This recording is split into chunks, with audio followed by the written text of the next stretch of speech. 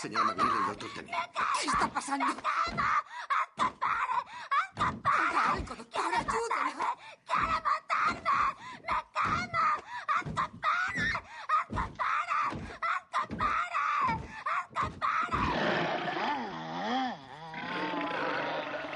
Bueno. Quien se diga fan de las películas de terror y no conozca esta escena no tiene garantizado un acervo sugestivo de la cultura del cine de miedo, y es que El Exorcista de William Friedkin de 1973 es un producto cinematográfico que ha ocasionado revuelo dentro de la cultura popular al ser considerada una de las más influyentes del género de terror. Su impacto cultural ha hecho que profesionales en la materia la nombren como una de las obras maestras indiscutibles de la historia del cine, por lo que resulta notable lograr entender y comprender el funcionamiento de alguna de las más sobresalientes señales de su lenguaje visual. Es un gusto para mí poder brindar un análisis hermenéutico partiendo de la aplicación del modelo Studium Impunctum propuesto por Roland Barthes, a manera de reconstruir de una forma más simple el contexto de dicho objeto interpretado. Para poder garantizar un orden en la interpretación, desarrollaremos el análisis de la estructura del estudio de Bouchot mediante las 3 dimensiones semióticas.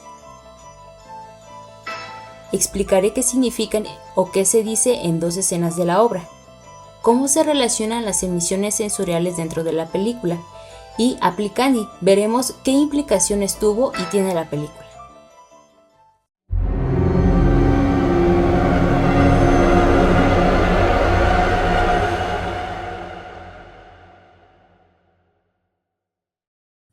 La película gira en torno a una niña de 13 años, Regan, que es poseída por un ser maligno. Visto desde un punto general, la película habla en gran parte del choque entre la ciencia y la espiritualidad, así como el rompimiento del tabú por el tema del exorcismo. Al dramatizar la invasión del inocente mental, física y espiritualmente por la esencia del mal, se estableció una lucha que obliga al público a confrontar sus creencias propias y, más significativamente, las religiosas. Esto no se debe en gran parte a la posición de la niña, sino a la pérdida de fe del padre Carras, un sacerdote que sufre la pérdida de su madre y se culpa a sí mismo por no haberla salvado, así como la victoria del mal. Sin embargo, analicemos de forma un poco más profunda algunas de sus escenas. Esta es la fotografía más trascendental de la película, debido no solo al dramático balance de luces y sombras, sino al simbolismo incomprensible del mismo. Analicémoslo con ayuda del modelo de Roland Barthes. El objeto punzante o el punctum, desde mi perspectiva, y muchos podrán estar de acuerdo, es el exorcista, muy debido a su posición estratégica y clara disposición al suspenso. Y por otro lado tenemos el estudio antagónico, y es que mucho se habla sobre el simbolismo de la luz arrojada sobre el sacerdote. Se debate si hace referencia al maligno arrojando la luz sobre su oponente como si fuera una pelea, o más bien es una luz divina que se proyecta a través de la oscuridad, demostrando que Dios está presente y hay un alma inocente que salvar. Ahora bien, hagamos un análisis compositivo de esta otra fotografía. ¿Cuáles son los elementos denotativos de la escena? Primero que nada, debido a su cercanía y mayor sombra, vemos a la niña Regan, quien sufre aún más ante la manifestación tan fuerte del ser maligno, quien es representado por la estatua que apareció al inicio de la película. Aquí un dato importante, esta representación es creada, es decir, no es real.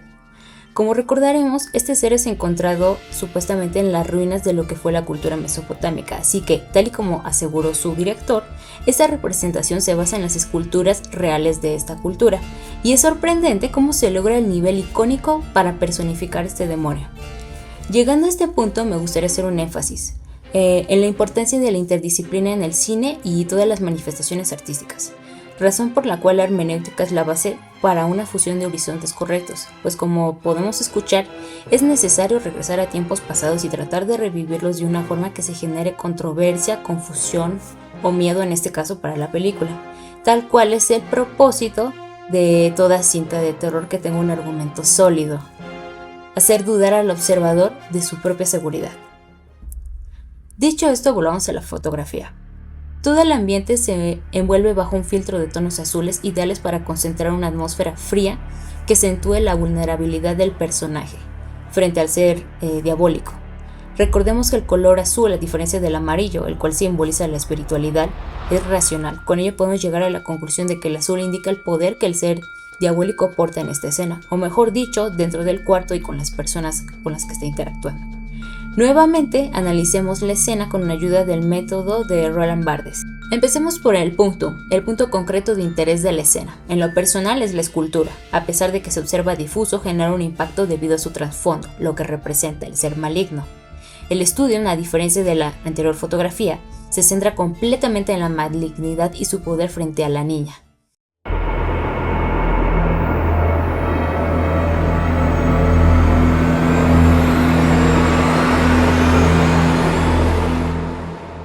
Ahora veamos cómo se relacionan las emisiones sensoriales dentro de la película. ¿A qué me refiero? Como mencioné anteriormente, una película de terror no se vale únicamente de sus expresiones visuales. También el sonido tiene mucho que ver, y es que El Exorcista aprovecha los silencios y el sonido ambiente para potenciar el componente terrorífico de sus imágenes, muy al contrario de lo que el cine de terror de su época venía haciendo a través de los sonidos rimbombantes y abrumadores que solo exageraban las escenas. Tal y como observamos en las fotografías anteriores, existe una interacción continua semántica de la imagen. Aun cuando no se sabe mucho del material, se logra transmitir una sensación de miedo que se complementa con la naturalidad del sonido. En pocas palabras, la visión y el oído intervienen de tal forma que nademos por las escenas más allá de creer que sea real o no. Somos uno con el film.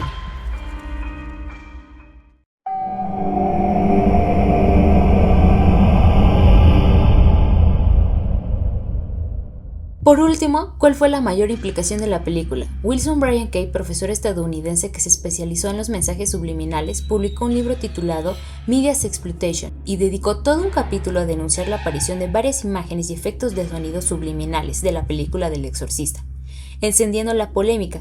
Y es que en la década de los 70, la atención que se daba al tema de los mensajes subliminales era todo un escándalo, caso muy diferente a como lo es ahora. Una película con temática diabólica y con mensajes subliminales causaría susto en muchas personas convencidas de que los propósitos del filme podrían ir mucho más allá y estar vinculados con el mismísimo ser maligno. Wilson Bryan Kay fue uno de los que convenció a mucha gente de que la música de Judas Priest contenía mensajes diabólicos subliminales que exhortaba a sus oyentes a suicidarse, una estrategia comercial no muy correcta, pero que al final rindió frutos al generar tanta controversia.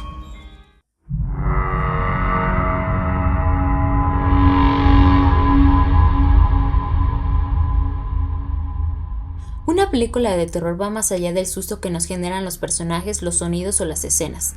Es la mezcla del entendimiento psicológico y la expresión sensible y estética del lenguaje que trasciende horizontes. Recordemos que Gadamer justifica los horizontes como nociones previas, y esto es lo que justificará el éxito mayormente de una película de este género. Por naturaleza, a los seres humanos nos aterra lo desconocido, así que si varias películas de terror proponen la misma escena de susto, ya no impactará con el paso del tiempo, pues según la experiencia ya estamos predispuestos al resultado. Por ello, la película del Exorcista logró resaltar por encima de la media, pues ofreció elementos desconocidos y que en su época podían ser hasta tabús, como el tema del exorcismo. Esto se puede justificar con la declaración que el cineasta hizo días después de su estreno en 1973. Batley quería que la historia se filmara de la manera más realista posible y yo también. No queríamos hacer una película de terror o una película de fantasía. En ese momento el público sabe muy poco sobre el exorcismo. Todo lo que se sabe al respecto es sensacionalista en el público, y ciertamente la película que hizo contribuyó a eso, no hay duda al respecto, porque la gente la consideraba una película de terror, pero hice la película como un creyente. El uso de los simbolismos no comprendidos y poco explorados por parte de la audiencia agregan valor intencional firme dirigido por Friedkin, como lo son los elementos culturales, históricos, de ideología religiosa y compositiva. Es preciso poder comprender la hermenéutica gramatical, los simbolismos tangibles que se representan en la obra, así como la hermenéutica psicológica que ha dejado a los espectadores demasiado perturbados.